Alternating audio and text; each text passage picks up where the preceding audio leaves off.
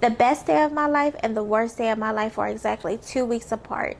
And if you've ever visited your long distance partner, you know exactly what I mean. Hey everyone, welcome back. Today we're talking about something that long distance couples do not talk about enough: the emotional chaos of visits. Everyone posts those reunion videos where there's hugging, crying, and yes, those moments are everything. But nobody talks about the anxiety leading up to it. The pressure to make everything perfect. The dread that starts creeping up because you know eventually you're going to have to say goodbye to this person. And that's when the anxiety hits the worst. But nobody talks about the anxiety leading up to it. The pressure to make everything perfect.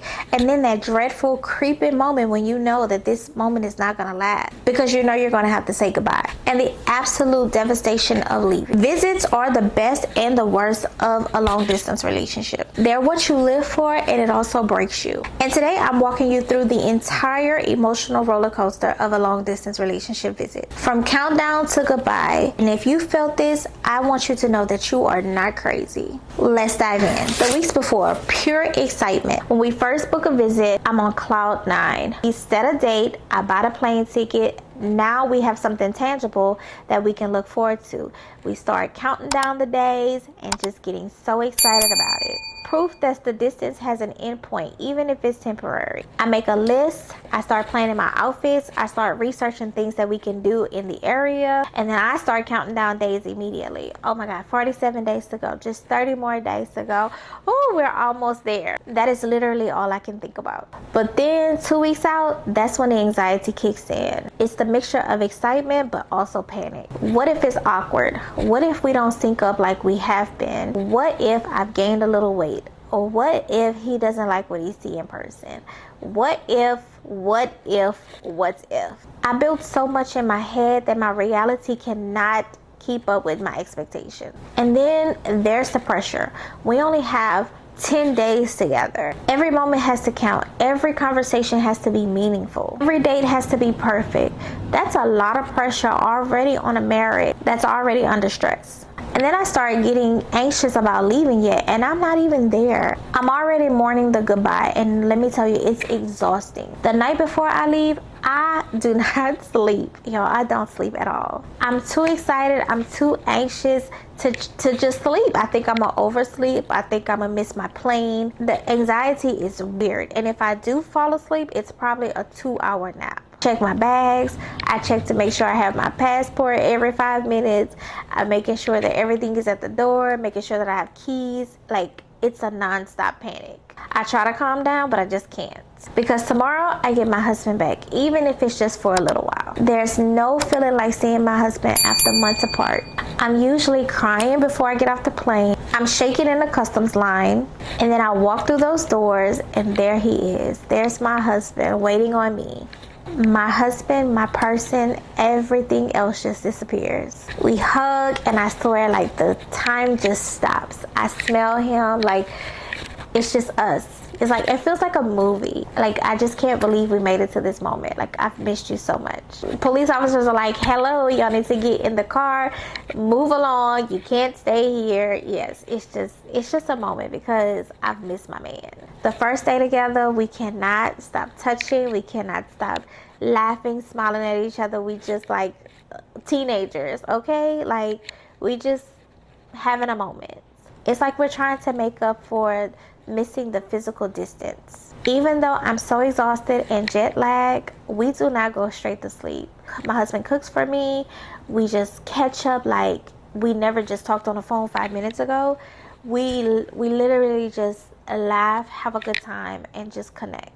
But then there's this odd adjustment period where we've both been living apart, so we're trying to adjust living together whenever we when we sync up again. The middle of the visits, we start to feel normal. We start cooking together, we find our rhythm, we start going on dates, we just do things that matter the most. Those are the days that I try to memorize. The way he holds my hand, the way he blushes at me, the way he just makes me laugh, and those moments are very, very important to me, especially when we're together. I love when he holds my hand and just kisses me or smacks me on my butt. I love it. We do normal things when we're together. We go grocery shopping, We argue about what to watch. I usually fall asleep first because that's my safe space. Don't sleep when I'm home. I wake up throughout the middle of the night, just tossing and turning. But when I'm with him, it's my safe space. I literally sleep all night. But I'd be lying if I say this is all perfect. There's this underlying pressure that we both feel that we try not to talk about. Every disagreement feels bigger when we have limited time. If we waste a day of being mad at each other, we can't get that day back. So sometimes we sweep things under the rug that we should discuss, but we don't want to get it in the way of our amazing visit. And then this is the pressure to be on all the time, to make every moment count. But that's exhausting. Sometimes you want to just exist without performing. We've learned to give each other permission to just be yourself. Sometimes we can just be in the same room and not saying anything. Don't force a conversation. To be tired or grumpy. It happens in marriages too. Watching this and you're navigating through long distance, drop in the comments what's the hardest part for you. And if you're new here, go ahead and subscribe and like this video because we're about to get into the second part. About 3 days in, it's finally setting in that it's almost time for me to leave. I start mentally preparing myself for the goodbyes, which is so impossible because you can't prepare yourself for that type of pain. But I try anyway. We both get quieter, we become clingy. Every I love you seems more painful. Every hug lasts a little longer. We're literally trying to soak up every second. And that's where the grief comes in. We're starting to mourn us not being together while we're still together. We're trying to navigate that. And then the night before I leave, neither one of us sleeps. We stay up talking, laughing, playing, trying to get all of that last moments in before it's time to take me to the airport. We make promises. We always say this is temporary. We'll be right back with each other. We're going to close this gap soon. But it's still grief. We always make sure that we pray to God and thank Him for the time that we've had together. We try to make the best of these last few moments because we have to hold on to those memories for the next couple of months before we see each other. And then it's time. And I don't care how many times we have done this, it's still very painful. We pull up to the airport and my chest tightens. If you have anxiety, you already know how it feels. I have to wear sunglasses, but you can still tell that I'm bawling on the inside.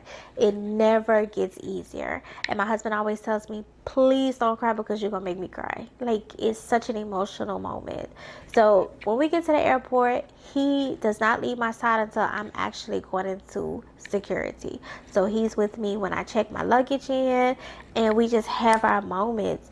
And it is so painful, that last goodbye, because I'm leaving to go 1,338 miles away from my best friend after we just had these amazing days together.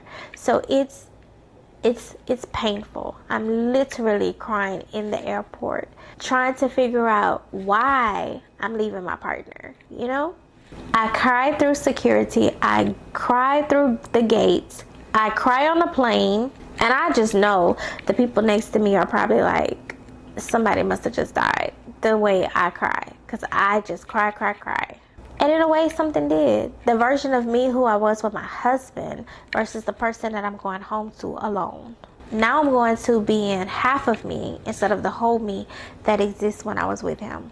And literally, as I'm getting on the plane, I'll text him, baby, I'm bored. And he'll always say, I'm missing you already. And that just breaks my heart even more. I text him when I land and let him know, babe, I've made it. And I'll text you when I get home, or we'll call you when I get home and settled. And then here it is, back to reality. The week after a visit is so brutal. I call this the visit hangover. I'm depressed. I'm exhausted. My apartment feels emptier than before I left. Everything reminds me of him. I can't focus at work. I'm irritable and I'm crying all over again. I just can't focus. I'm all over the place. And then there's this weird guilt. Like, I should be grateful that I was even able to go and see him and be able to stay as long as I was. I should be focusing on how good the trip is, but instead I'm over here grieving because I can't be with my man. And it's hard for the both of us. He's in Jamaica grieving just like me, but we have to remember that we're doing this for a bigger purpose. We try to support each other on phone calls and just try to make the time go by faster, but it doesn't help, honestly. But then we slowly return to our long distance routine. We start to get back on track. We do our FaceTime dates, our check-ins, our voice notes, cooking together, things like that. And then we start counting down our next visit, because that's what gets us through, knowing that we get to do this all over again. So that's the emotional roller coaster of visiting my long distance husband. It's the highest of the highs and the lowest of the lows, often within the same week. And here's what I want you to hear. If you're in it and it's destroying you every time, you're not weak. This is one of the hardest things that we have to go through as a long distance partner. The constant cycle of reunion and separation is traumatic. It's okay to struggle with it, but it's also a testament of your love. You keep getting on that plane and going see your man or your woman. Then you keep saying goodbye. You keep choosing each other even when it's excruciating. That's not weakness. That's actually the strongest kind of love that we know. For those of you going through it, I see you. The goodbyes are worth it because the hellos are everything. And one day, God willing, there will be a last goodbye, a last airport drop off, a last time when you have to walk away. And then you get forever. Till that day comes, we keep fighting. We keep visiting. We keep loving across miles. Thank you so much for watching. And if this video helped you feel less alone, please don't hesitate to share this video out. Share it with someone who may need it. I'll see you in the next one, and keep holding on. Mwah.